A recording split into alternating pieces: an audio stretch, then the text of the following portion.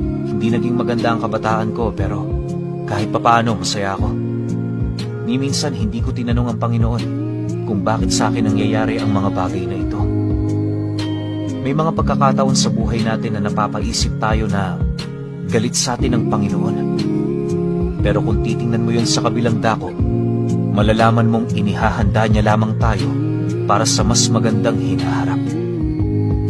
Kung ibang taong nakaranas ng nakaraan ko, paniguradong sasagi sa kanilang isipan na tapusin na ang kanilang buhay.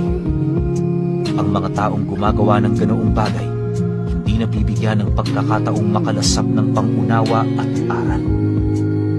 Di hamak na mas magandang mabuhay na merong pagtitiis, kesa naman tapusin mo ito dahil ayaw mong magtiis.